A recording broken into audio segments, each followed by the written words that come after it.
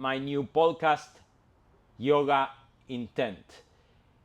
I'm very grateful you're here, you're listening to this podcast. It's beautiful to share this knowledge, this wisdom that helps you to live with more intent, with more purpose, and more aligned with who you really are. Today's episode is about the second Yoga Sutra, which says yoga is the cessation of the fluctuation of the mind. Yoga is evenness of mind. Yoga is also skillful action. And the question is, how is it that we keep our mind calm? How is it that we get to the state where our mind is quiet? And why that's important? And the reason why you want to keep your mind quiet, you want to cease the fluctuations of the mind, is because you want to always be authentic. You want to always be yourself. You want to become who you truly are. When your mind fluctuates, what happens is that all your surroundings is telling you who you are and who you should be and what to buy and what is the next trend that you need to follow. Your friends are doing certain activities all together, so you feel that you need to go and play paddle with your friends, or you feel that you need to go and party and put beautiful pictures in Instagrams, and then there is a internal fight within who you are really and who the society wants you to be. And that creates a conflict of interest constantly that doesn't keep your mind quiet. When you're in that state of inner fight, inner contradiction, inner duality, suddenly you start buying things that you don't really need. You start hanging out with people that you don't really need around. You start getting with people that maybe you want to quit smoking, and because you really want to feel good about yourself, yet you keep the same friendships which you can still love, but you don't need to give up to be with them and then be around smoke that makes you drink, that makes you want to smoke, and then makes you question yourself about the actions that you do. So one of the things that we want is to calm the mind, to find who we really are and act from who we really are. And what happens is that we get very distracted of who we really are. So how is it that we actually get to calm the mind? We calm the mind through understanding, through action, through study, through physical awareness, through breath. When every time I teach a class, most of the times people feel actually really well after the class. They feel that the chest is expanded, they feel better on the back, they don't have pain, and there is a clarity that dawns when you do yoga that gives you more clarity and more energy and more ways to be in contact with yourself. But the truth is that that yoga class then ends, and then you are by yourself by your own means, and then you are driving the car very quietly, and suddenly there is someone that is driving very slow in front of you, and you start cursing it, and you lose it. That means that the environment is affecting how you're feeling. So you understand that most of the times we blame the environment for how we are feeling, rather than understanding is, okay, pause. Why I'm feeling this way? What is happening here? Why I'm getting angry? Is it needed? Is my angriness will change anything, or it's only gonna stress me out? It's gonna take me out from the state that I was in the yoga class, where everything was content, safe, and it was a easy environment to actually connect with myself. So what we want in yoga is to calm the mind through conscious action. You know, many times people doesn't know what karma is. Some people says that karma is a beach. And true to be told is karma is not a beach. Karma is action. Your actions has the power to calm your mind or make it agitated. Your words has the power to calm your mind or make yourself and others agitated, angry. So you realize that one would think, okay, I have to meditate. Now I have to meditate, and you go and sit and meditate, and I have to, and then your daughter is running around you, and then you get mad at your daughter because she's running around you. But the truth to be told is that this is life. We are living this life, and we have to be okay with what is in surrounding us. Because we are always where we are supposed to be, never anywhere else. And that gives you an understanding of, okay, I have the chance to pause, reflect on the situation, and act in order to become more quiet. Sometimes your wife tells you something. My wife tells me many times something that probably will take me away from my quietness. Maybe my kids did that. Now, I can react, or I can pause, breathe in, and find an understanding is why this person is telling me this, why I got to this situation, and how I gonna act next so this situation quiets. So I can go and get mad at her, or I can try to understand the situation, be embracing, and quiet down the situation. And that happens to be quieting for me and also for my wife. That happens to be quieting for me and also for my kids.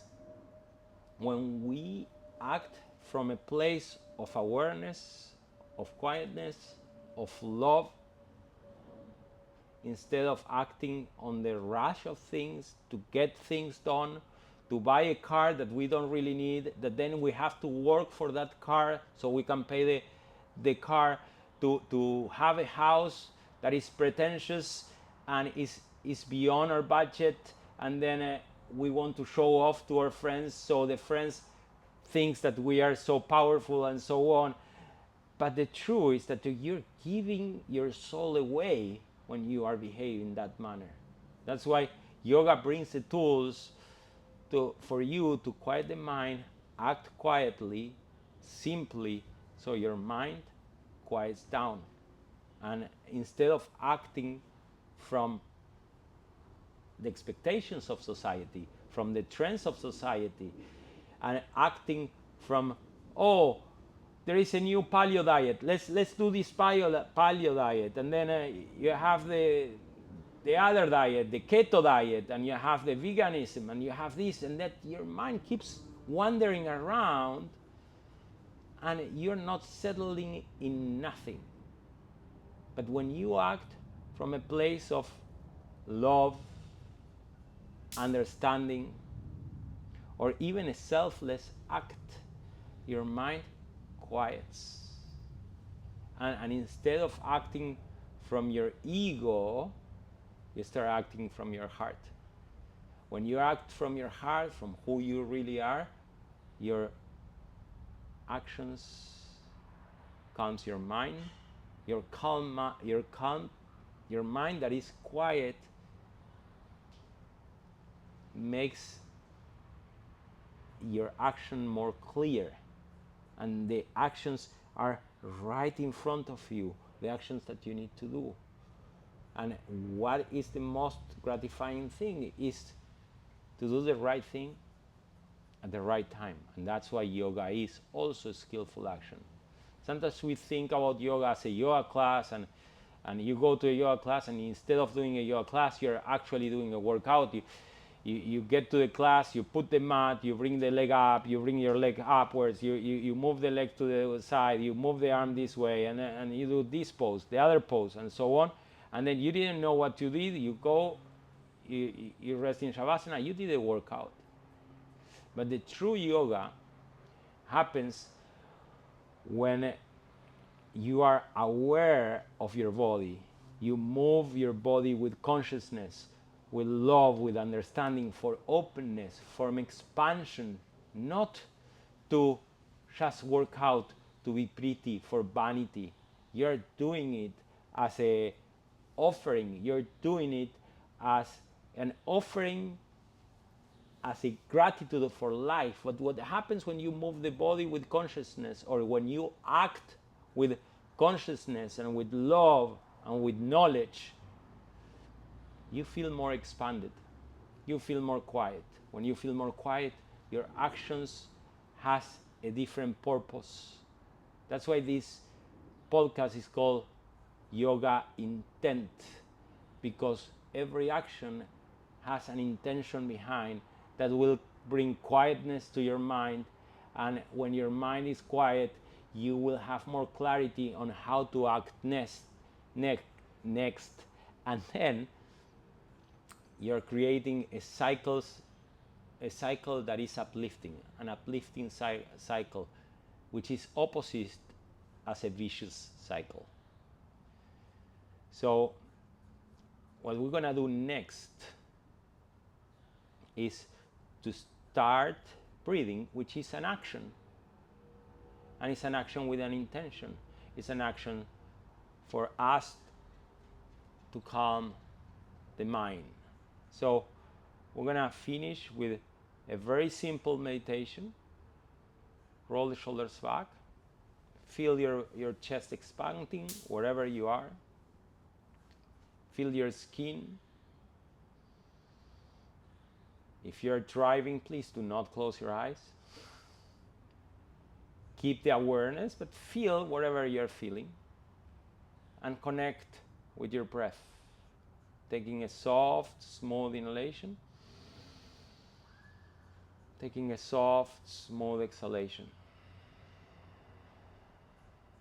Breathe in. Breathe out.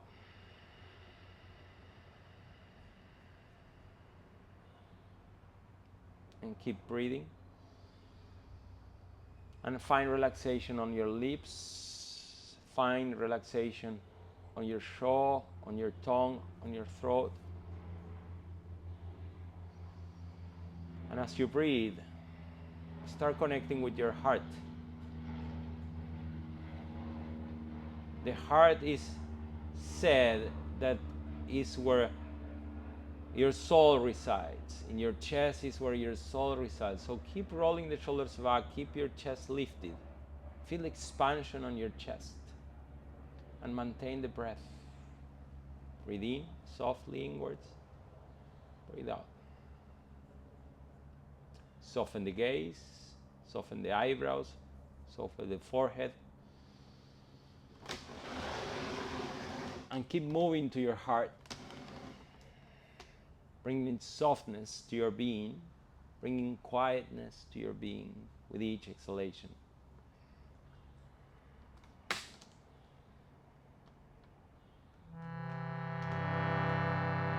And start feeling your breath. Feel how your breath is expanding your chest. As you breathe out, allow your mind to become quiet, passive, yet keep lifting the chest.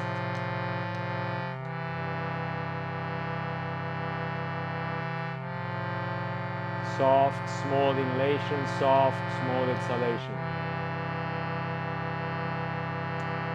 And connect with who you are, where you are going. Connect with that quietness in your mind that allows you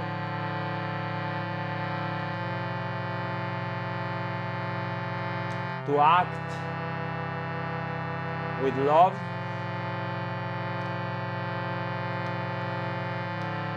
and intent.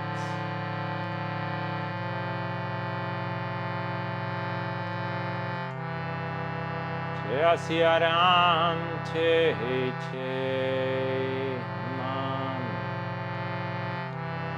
Jaya Siya Ram, Jai Jai Man. Jaya Siya Ram, Jai Jai Man. Jaya Siya Ram, Jai Jai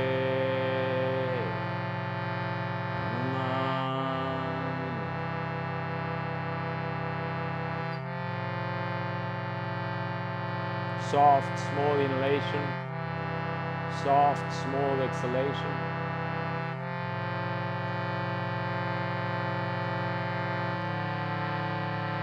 Breathe deeply in, breathe out. And bring your palms to prayer position to finish with one Om. Soft, small inhalation, breathe in, breathe out, and breathe in to finish with one long Om.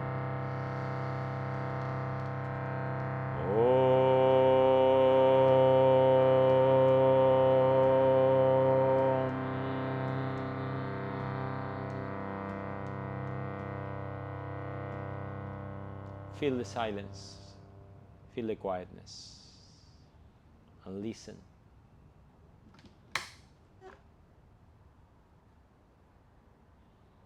To yourself.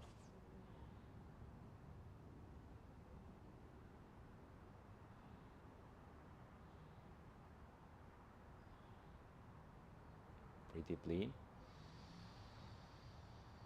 Breathe out, bring your chin to your chest.